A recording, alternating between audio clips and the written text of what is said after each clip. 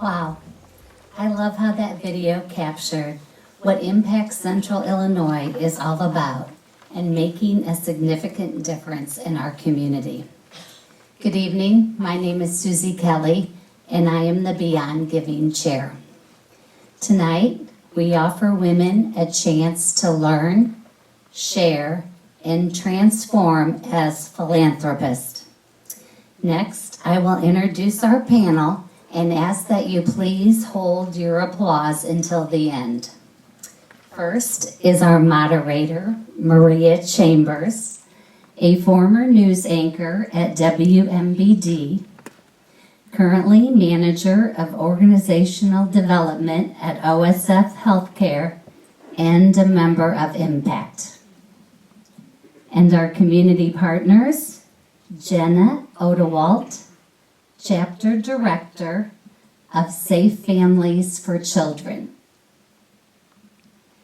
Jonathan Romaine, Associate Director of Art Inc. Andy Thornton, President and CEO, Greater Peoria Family YMCA. And Dan Wolf, Director of Development, Peoria Rescue Ministries. Please join me in welcoming our panel.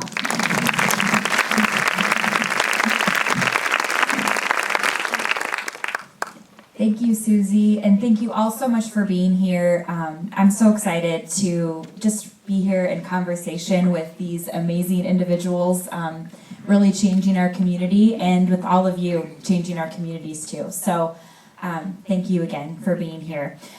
So tonight we really want to inform our members about some of the biggest challenges that we're facing in Central Illinois to help us all be more educated philanthropists.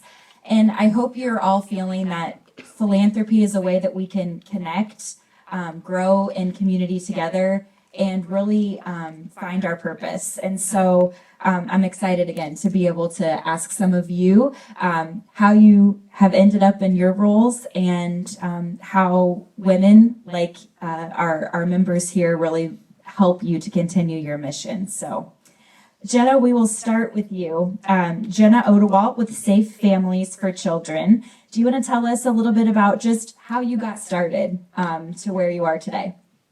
Yeah, thank you so much.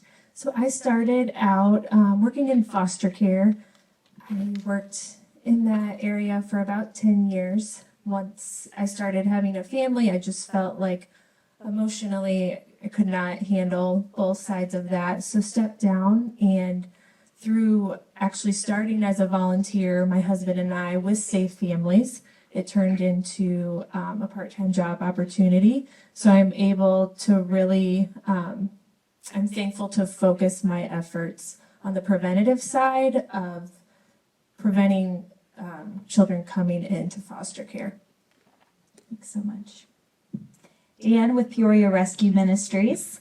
Tell us a little bit about how your journey and how you got to where you are today. It's an interesting journey. So, as they all are, right? So for me, mine was, believe it or not, an 8-year-old girl. My wife and I were mentoring this family on the south side of Peoria, and we were actually at Southside Mission at that time, just hanging out, mentoring this family. And my wife and the mom of the 3 girls had decided to go into the kitchen to pick up the pizzas that we've been cooking for them. And I'm just hanging out with this little 8-year-old girl playing the thumb capture game, right? Just capturing each other's thumbs, really right up my alley, right in my skill set. So we're having fun together. I'm just goofing off with this little girl. And I asked her just one really innocent question. And I said, "Are you hungry?" And her answer back to me was she was starved. And I didn't really think anything of it. I'm like, "Well, you had lunch," because it's like 3 or 4 in the afternoon. She didn't have lunch. I said, "Well, you had breakfast." She didn't have breakfast. And it went on all the way back to dinner. And she still hadn't had dinner the night before. And at that moment, I knew it had just broken my heart, quite frankly. And through a long story, I ended up just calling a bunch of people trying to resource food for this family. And that's how I ended up getting to meet a guy named Jerry Trachik at Peoria Rescue Ministries. And I just became really good friends with Jerry over the years. And then eventually there was a job opening. So really how I ended up at the Peoria Rescue Mission was just a little 8-year-old girl. Yeah, that's my story. Thank you for sharing. Jonathan Romaine with Art Inc. Share a little bit about your journey and how you are up here with us today. So when I think back over my life, me sitting here today is an improbable occurrence.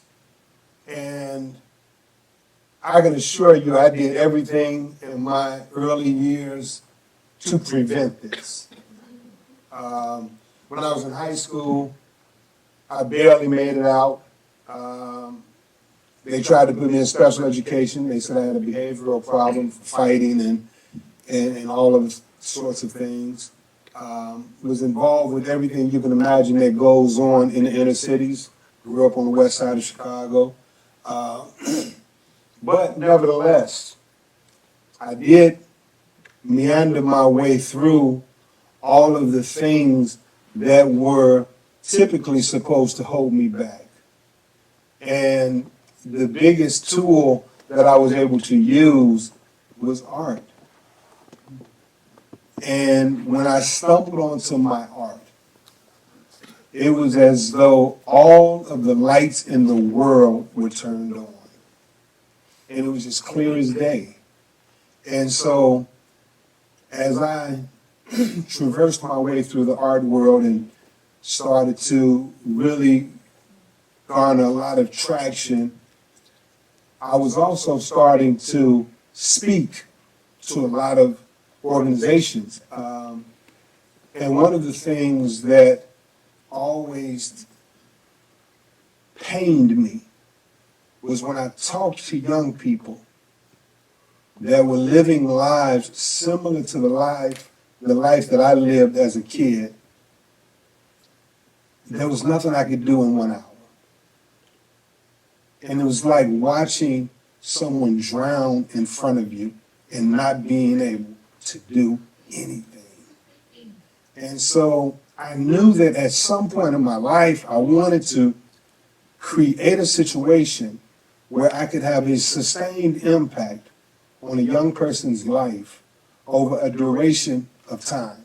And so when we stumbled onto the old school building, and I was fortunate to have probably the smartest woman in the world by my side, because without her, none of this would be possible. But because she was able to come in and navigate the waters of the nonprofit world, and I was able to come in from an inspirational perspective and a vision perspective, we were able to join forces and really create something where now we can hold a kid's hand and walk them through life from the first grade up into high school, and we have already started to see the manifestation of that with some of our kids who have been there for 4 and 5 years from the very beginning, and we see their confidence blossoming. We see how they went from being one type of person to now another type. And so the thing that I always wanted to do, I'm able to do and to live in my purpose now. Thank you for sharing. And last but certainly not least, Andy Thornton with Greater Peoria Family YMCA. Well, first off, I want to set a new rule. I'm not answering after him anymore. That was awesome. For me in the YMCA, it was really luck. Dumb luck, to be quite honest. I graduated from ISU and Illinois State University in 1995. I needed to do an internship, and I love basketball. They ran a basketball tournament called the Gus Macker. Many of you may remember that, and the rest was kind of history. So I worked for them for the summer. They offered me a job later that summer as a full-time program director, and I got involved in child care programs and some youth sports programs. And sports has always been my passion and my life. And once I had the opportunity to work with kids in that setting and to help them grow and develop through the setting of sports and summer camp programs, the rest was really pretty much history. Fell in love with the organization and the opportunity that it gave me to serve in that way. and I met my wife there as well. So it's been a labor of love for both of us. And she no longer works for the organization, and I'm the only one that does. But that's where it started for me, right here in Peoria, actually, about 26 years ago, 27 years ago, however many that is. My math's horrible, so. That's incredible. That's a long time, and really everything just kind of culminated there for you. That's wonderful. Thanks for sharing. Jenna, we'll start with you really with our first question about the challenges facing Central Illinois. We hear often that people today really lack having that personal safety net and really that support of family and friends. I know we all hear it often, it takes a village. A lot of people don't have that village behind them. So due to homelessness, mental health, a lot of different factors. So how does Safe Families for Children, how do you help these families? Yeah, great question. Social isolation is the very real reality of the families that we work with. Most of us can call a friend, call a family member, and not even think twice about it. But with the families that we work with, we are their only option. So we really believe in the power of relationships. We are, as a family in crisis comes to us, we are surrounding them with volunteers, which will hopefully lend itself to extended family support.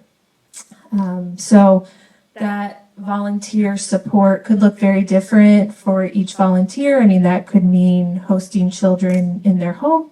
That could mean more of a mentor relationship. It can look a lot of different ways. And I would say 50% of the time, those relationships carry on. And it is that extended family support that they need.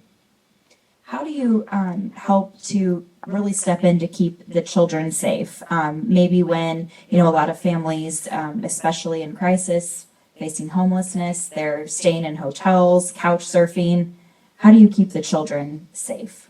Yeah, we're working with a family right now who actually was sleeping on park benches for the last 3 weeks. Her only wish was that her children were kept safe. She told us many times, I can deal with staying outside, sleeping on a park bench, but I want my kids safe. So we had host family, volunteer family, who's been vetted and approved, care for the kids until she can secure housing and bring her children safely back home. So she was on housing wait lists and should be moving into her house next week. And at that time, the kids will come home. Can you talk a little bit about becoming a family or a host family? I know that's a current need, correct? Yeah, yep. So we work with churches in the community to help us recruit the volunteers. And that process takes about 8 to 10 hours. That includes the training time, home assessment. We do reference checks, similar to a foster care or a foster parent. Our process looks pretty similar to that, but it takes about 8 to 10 hours. And right now, we have so many more referrals coming in than what we have host families to support. And of course, all of the resources that anyone might need or want to know about becoming a family, that's all on your website, and of course, Impact Central Illinois as well. So thank you. Thanks for all that you do. Thank you.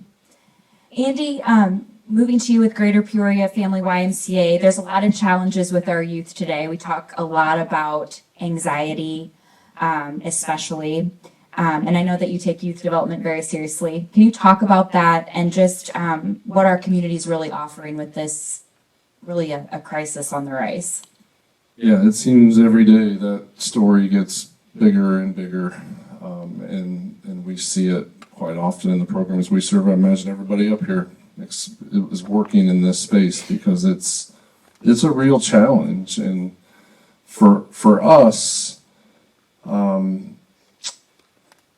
we really look to build collaboration and bring experts into our services because we don't necessarily have that expertise to deal with that. And so we always look to the community for where are the experts? Where are the professionals that can help serve these kids in this way beyond just building a relationship with somebody and showing somebody that you love them? Anybody can do that, right? But there are special skills that we need as individuals in order to really help these children overcome some of these challenges. And we lean into that quite heavily through different resources that provide that, whether it be through the hospital system or it be through an organization like Ms. Odiewald's involved with, really pulling in the professionals that can help support that, because we know we don't necessarily have the technical expertise to do that, and that's okay, because these kids are coming to us for needed care. Typically, it's a child care need. Mom and dad need to go to work. They need a place for their kids to go or to stay after school, and a program that's going to help enrich their life a little bit, help them with some homework or get some physical activity, which we're really good at that part. But the social anxiety and the depression and the anger and the baggage sometimes that these kids come with, it's really no fault of their own. They're just growing up maybe in an environment that they don't know how to express themselves appropriately. We've got to lean into where there are supports and where there is professional expertise, and that's really what we try to do, is to find those connections and build those relationships and connect those families to the additional resources that are out there through the United Way and all the other agencies that are performing in this community. And our community is, you all know this, you've seen this now, 4 years of operation and what you guys do. You've built a ton of relationships with organizations that do that. And we're a rich community when it comes to services, but sometimes we have to help build the connection for the families to reach those. And that's so appreciated, making that kind of one-stop shop, right? They know that they can come to you not just for care for their children, but also for those resources. One thing that really kind of stuck out, especially with dealing with youth, for me, I have a 5-year-old at home. The laptop is already an issue, the iPad, all that kind of stuff. So kids that are really glued to their screens, I think that's probably connected to anxiety as well. Maybe they're kind of hiding behind that. So what would you say to maybe a parent worried about that, or how do you try to combat that with physical activity, social connection? Well, the first thing we have to do is we have to ourselves be able to put it down. I have the same problem, right? And I see it in my own house. I see it with my staff. It's everywhere. We all have one. We're probably carrying a smartphone with us right now, and it's so easily to be distracted by that. And we have to be able to separate ourselves from it. And what we try to do through our programs is structured time throughout the day to where we don't want to take it away. You can't just go cold turkey with something like that. But structured time where we allow some of that appropriate activity throughout the day, and maybe it's structured in a way to where they're learning through that device rather than just looking at TikTok or scrolling through Facebook Reels, which we can all get lost in for hours. If we're being truly honest, but try to be productive with the use of it first of all, because they're great tools. We can learn a lot through computers and through smartphones and those things. So we try to allow the activity in a structured environment where it's protected, number one. And number two, that time's limited because we need to go outside and we need to explore. And we believe in the YMCA, and I think most people would agree, that outdoor activity, unstructured play, which we all grew up with because we didn't have these tools at that time, is where some of the best youth development work and growth happens. And art, right? And what Nikki and Jonathan do, and be able to be creative in an unstructured environment is so important. We're blessed at the YMCA with a campus to where we can do that. I mean, we have 60 acres of property that surrounds our facility, and most of it's timber and woods and trails and creeks and streams and wildlife, deer and turkey and everything at the YMCA. It's a wonderful place. And we need kids to get out and engage in that environment so that they can learn and grow and thrive in that. So that's how we approach it. And it is critical because the more time we hide behind our screen, I think the more withdrawn we become, and the more anxiety and depression and things that we experience. You mentioned moving on to Jonathan and Art Inc. and what you do.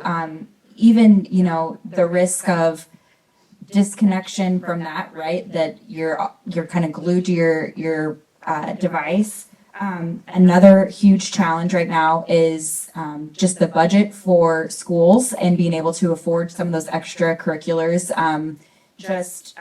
This last week, the Peoria Public School art programming cuts had led to some concerns. So can you just talk about how your program addresses that and really the importance of that creative side for children and youth? So for me, I think tapping into the arts, but first let me say this before I talk about what we do. I understand when the school is faced with budget crunches, the decision to sacrifice art over math, it makes sense. I understand when they decide to sacrifice art over English. Those are priorities that we have to make in society, and when we don't have an endless budget, we have to make tough choices. And then that opens up an opportunity for an organization like ours to come in and pick up the pieces where they can't do it for whatever budget restraints they're going through. And what I think about art is that it equips people with the ability to think outside of the box. And we all need that skill. And those of us who master it more than others typically tend to be more successful in life. And you can learn that. I mean, when I'm a painter, and when I'm looking at a blank canvas, and then I manifest that into a piece of art, there are so many different skill sets that are happening at that time. And as we all know, one of the greatest skill sets that any of us can possess is the ability to start something and finish it. Oh my God. How many people can't do that? And so when we start these young people with projects that are very simple, and then over a period of time, they become complex, we're teaching them the ability to think things through and see it through to its fruition. I tell people all the time, you want to go to college, it's not difficult, it's tedious. And if you can just stick with that, your whole life will be changed. And so art is a measurement in which we can start doing that with these kids. You know, one of the things that we were fortunate enough to win the grant this year for was the production studio that we're starting. And we right now have kids building set designs out of cardboard boxes. And then eventually we'll have them building set designs actually out of wood. And aside from the physical manifestation of a set, we'll also start to have them develop projects where they can start doing productions. And it's not even to teach kids how to be artists. It's to teach them how to operate in a system and to teach them processes, because everything that we do in life has a process. And more often than not, that process has already been duplicated 1,000,000 times by other people. And when we understand that, and we know that we can go out and find the resources to show us exactly what we need and how we need to do something, we can literally do whatever we want in life. And so I tell people all the time, art is just a carrot. It's life building skills that we want to instill into these young people at an early age, and we want to get them involved through something that we think they would be attracted to, and that's art. I can imagine just the confidence that comes through those kids as well when they see something to completion or something that they created from scratch, the final product. Right, we just completed a series of skits that was born from a grant that we received, and it deals with changing the narrative. And so, when I'm talking to young people, I always use this analogy that if you're walking down the street and your friend pulls up in the car and says, come go with me. How many people are dead behind those words or in prison? So just imagine. Your buddy pulls up in the car and says, come go with me, and you reach in your backpack and pull out a crystal ball, and you look in it, and you see that as soon as you get in this car, your life is over. What do? You say, I'm not getting in that car. So what we have to do is to instill in these young people the ability to stop and think for just a moment more, because it could mean the difference between life and death. And so we created a series of skits that the kids actually acted out. We even had the Peoria Police Department involved. They came in and they were a part of one of the scenes. And so we have these little minute-and-a-half skits that the kids do. We had producers come in from LA to help them with it. And so they actually acted these skits out, and they all have a message. And it's saying the same thing. And you can imagine that there are a million different skits we can come up with based off of that concept. And so for them to see this on the wall, we talked about it. And now for them to see the video that they were in, that they made, can you imagine what that does for them psychologically? Especially bringing in, other members of the community and bridging some of those potential social divides that we're facing. Switching our attention now to really the homelessness crisis in Central Illinois, and really, the cost of living has been rising faster than wages. A lot of people just simply can't afford a place to live. And we really see people on the streets, on the street corners, asking for money, sleeping on park benches, sleeping, under bridges. So, Dan, can you just talk about really, I guess, the crisis to start, but also, how we can, when we encounter that, how we can help? Yeah, isn't that the topic of the day, though? Everywhere we drive, right? Every stoplight we stop at in Peoria, Pekin, where I live, there are people at either the stop signs or stoplights. I think a couple of really key things to think about are,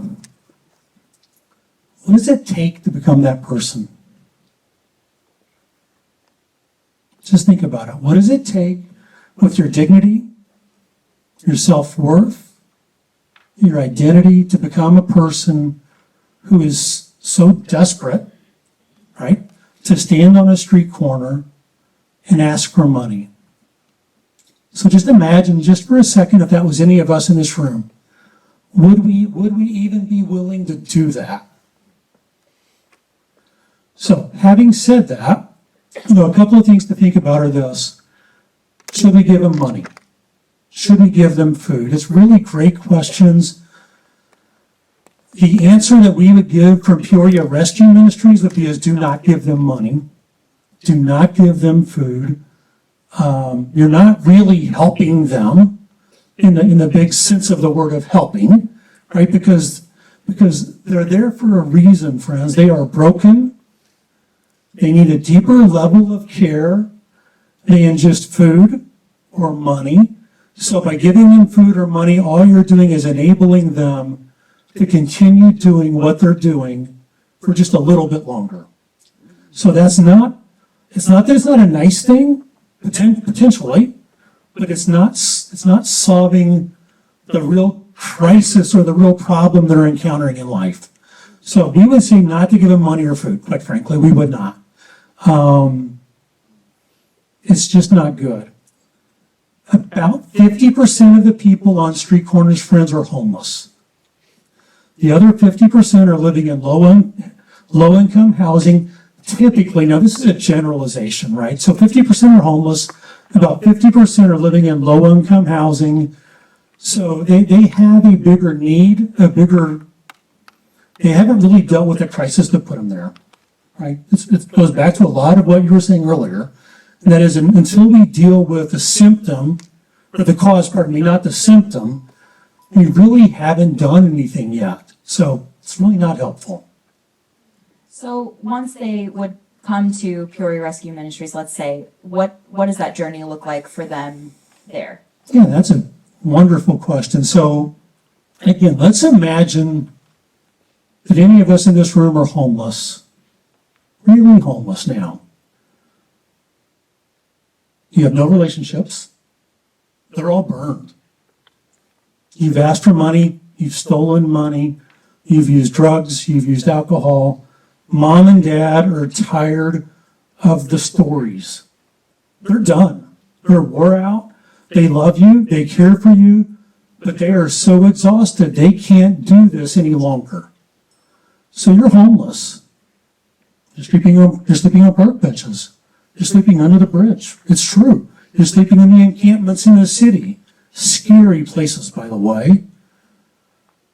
Now, you come into a place like Peoria Rescue Ministries. First thing we do, the very first thing we do is we ask you 2 questions.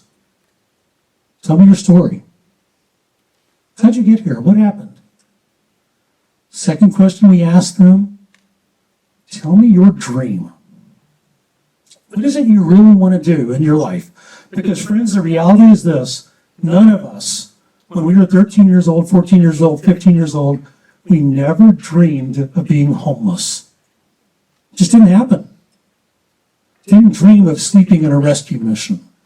So by asking them to tell me your story and tell me your dreams, we've done 2 things with you that may not have happened for quite a while. You've been seen, and the really cool one, you've been heard. So if you're homeless, being seen and heard is life-changing. Just right there, that does something you haven't experienced in a long time, friends. It's a really cool word. It's called hope. Changes lives. Hope changes lives. So what do we do with it when they come in the door of PRM, right? So when we find out their dreams, their desires, what we do is we do everything we can to help give them life skills, job readiness skills, education, and self-worth and dignity and encouragement to move them into their dream. That also includes education. So if we have an individual staying in our care that needs their GED, man, we get them equipped with people to help them get their GED. If they want to go on to higher education, we have scholarships through Peoria Rescue Ministries that helps people get higher education so that they can get better paying jobs. That's really the critical thing for us. Friends, we don't want them to come back. We want them to come back as a friend, as someone that wants to tell their story to someone else, that this is possible, but we don't want them to come back in the doors of PRM again for that same reason of homelessness. We want them to make sure to get sustainable living wage jobs, safe, secure places to live. So man, friends, the last thing I'd say is in the last 4 years, we've had over 600 men and women get sustainable living wage jobs.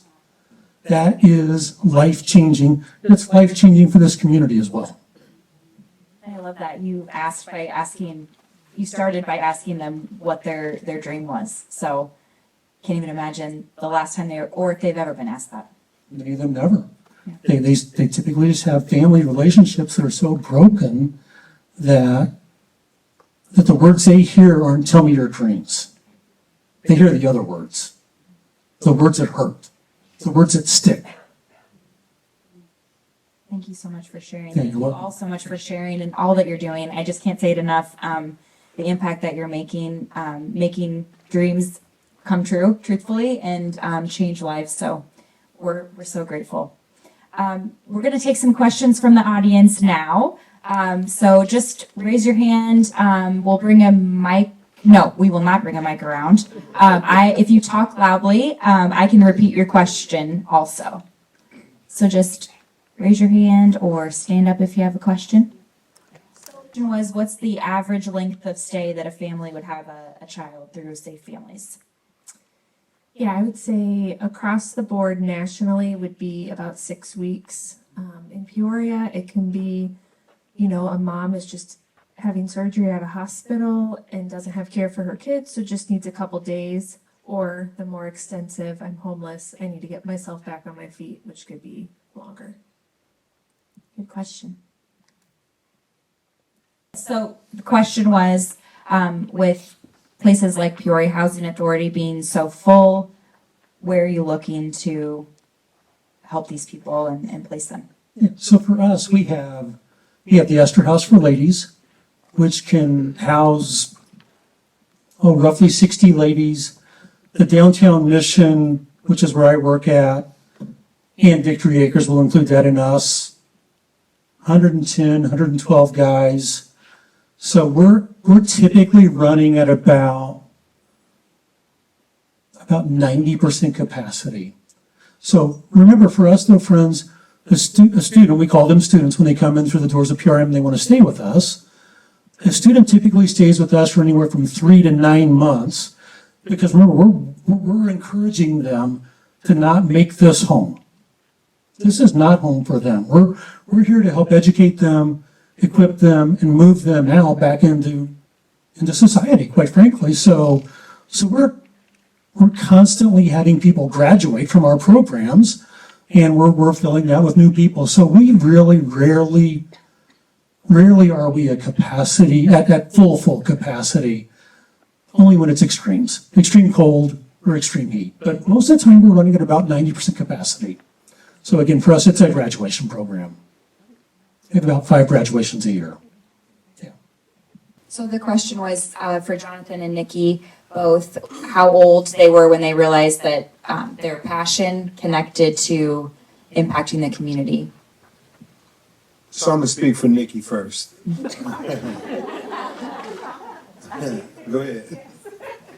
So for me, I grew up singing, and I grew up from second grade to my sophomore year in high school. I had experienced homelessness, sexual abuse, domestic abuse in the family, and music was my safe space. But when I was a sophomore in high school, my choir teacher asked me to audition for a musical. And when I stepped on stage to perform, that was it. I knew what I wanted to do for the rest of my life. That teacher did not know that 6 weeks prior, or 6 months prior, or however many weeks it was, I don't remember now, but I had been sexually assaulted. And that theater saved my life. Like, if I had not done that, I don't know where I would be right now. So for me, it was music throughout my life, and then stepping on stage to do that musical. For me, it wasn't the art.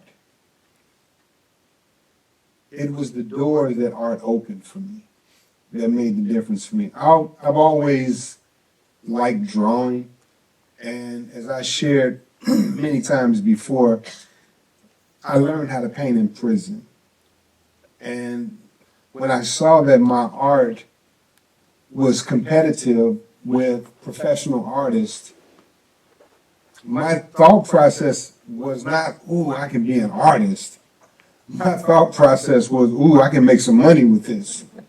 And this could be a way out for me.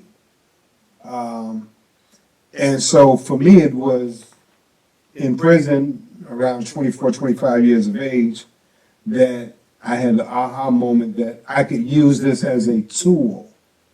And there's a story, again, that I share with the young people when I'm speaking to them.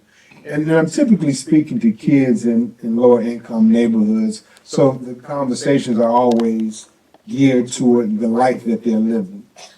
But I ask them, when I start my speech, I say, if someone spit in your face when you walked outside, what would you do? And we all know the answer, knock them out. And so I said, let's play that all the way through. Just say you hit him, and he falls and hits his head on the curb and dies. Now you're in court fighting a murder case. And then when I finish with my presentation, I double back, and then I ask them, If there was a pink elephant outside, and someone said they'd give you $10 million to get that elephant from here to New York, what are you gonna do? I'm gonna get that elephant to New York. I said, let's say you make it all the way to Ohio, which is roughly halfway there. And you tugging away at this elephant, you got your family, your friends, everybody's helping you, and you're so close you can taste that money. And in the process of you yanking on this elephant, somebody comes and spit in your face, what do? I don't care how old they are. I don't care where they are in life. To a person, they say, I'm going to worry about that later. I'm going to get that elephant to New York. And I tell them, you have to find an elephant in your life. And then I ask them, where was my elephant? And to a man, they say art. And so that's what art meant to me. Doesn't mean that to everybody. But my thing is this, my stick is this. Find something in your life that will carry you through the storm. All right, well, thank you so much. Just to really, I think, wrap up our conversation this evening, it's really about bringing awareness, but also building connections like this, because collaboration is so important between all of these causes. So any last words for really how you're building that collaboration as these nonprofits in the community and the importance of that? For us, it's critical. We're not where we are today if it's not for collaboration. And that's been a focus of ours as an organization for the last 6 years since I was placed in charge. And everything that we do, we're looking for a partner in some way, because we know we don't have all the answers, we don't have all the resources. And when we work together collaboratively and bring our individual talents to the table, we're making this community better. And for less cost usually, which makes it richer that way. And I appreciate what everybody here does, because I think there's a spirit of that within all of us, because that's really the only way that we're going to get to where we need to go. It's in partnership and in collaboration, and that's what wakes me up every day and takes me in, is where's the next one, and how are we going to use that to make this community better, and we benefit from that. I mean, our organization is stronger because of that, and it's an absolute necessity, I think, for all of us. Collective giving, if you will, sounds a little familiar. Yeah, you guys embody that for sure. All right, well, thank you all so much again for being here. Thank you all for your questions. I'm going to turn it over now. I believe next up is Kathy Williams. Thank you to all of you again for coming and sharing. I think we always learn so much more listening to all of your stories. So thank you to the museum, and thank you to all of you for coming out tonight. We have November 6th.